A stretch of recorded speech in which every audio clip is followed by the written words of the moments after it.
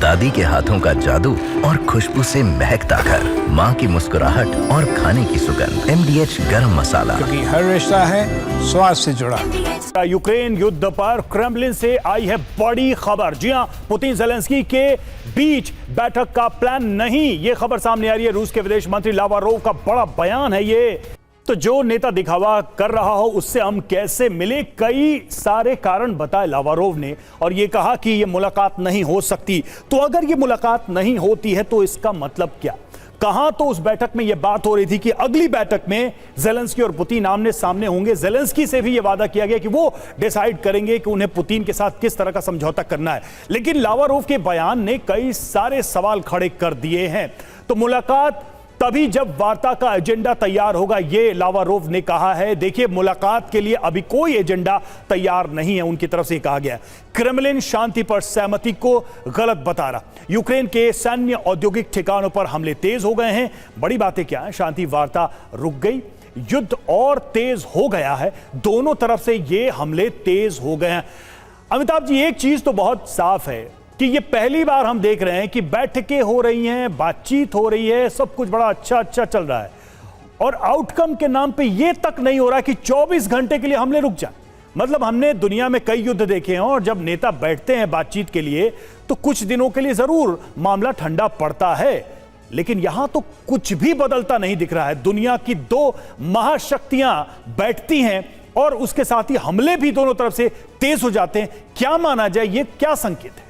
देखिए रवि, अगर आप देखें इस वॉर को, तो ये 3 साल 7 महीने से चल रहा है, और इसको ये कह देना कि 24 घंटे में ख़त्म कर देंगे, 6 महीने में ख़त्म कर देंगे, उतना संभव ही नहीं है। दोनों की पोस्चरिंग अगर आप देखें, दोनों अपने पोजीशन से हटना नहीं चाहते हैं, और बीच का कोई एक दायरा तैयार नहीं हो रहा है। ऐसे में आप कैसे एक्सपेक्ट करते हैं कि अचानक पीस हो जाएगी? और ट्रंप कुछ हड़बड़ी में इसलिए भी हैं कि उनके अपने लोगों को दिखाना है कि हम ये कर रहे थे और इसमें हम संभव हो पाए, लेकिन वो भी सामने नहीं दिख रहा है। आने वाला समय जो, मैं तो ये बहुत अप्रिशिएट करता हूं ट्रंप को, हालांकि मैं उनका फैन नहीं हूं, कि उन्होंने कम से कम बातचीत की शुरुआत की, और वो बातचीत, आप माने ना माने, कुछ लाइन पे आ गया है कि लोग ये कहने लगे हैं कि एजेंडा क्या है। पहले तो एजेंडा भी नहीं था। लेकिन ये तो सही है कि अगर पुतिन जो डिमांड कर रहे हैं, फॉर एग्जांपल दोनेत्स्क का वो पार्ट डिमांड कर रहे हैं जो उनके कब्जे में नहीं है, कोई भी सेना, कोई भी देश जो उनके कब्जे में है, उनको कैसे सरेंडर कर देगा? पहली चीज। दूसरी चीज, जो पोस्चरिंग हो रही है, लड़ाई अभी भी चल रहा है, अभी भी वो इंस्टॉलेशन पे अटैक कर रहे हैं, गैस और ऑयल पाइपलाइन तोड़ रहे हैं, फिर ये उन पर अटैक कर रहे हैं। यानी क्रीमिया तक पे हमला हुआ। थर्सडे को उन्होंने करीब 580 मिसाइलें और ड्रोन्स फेंकी।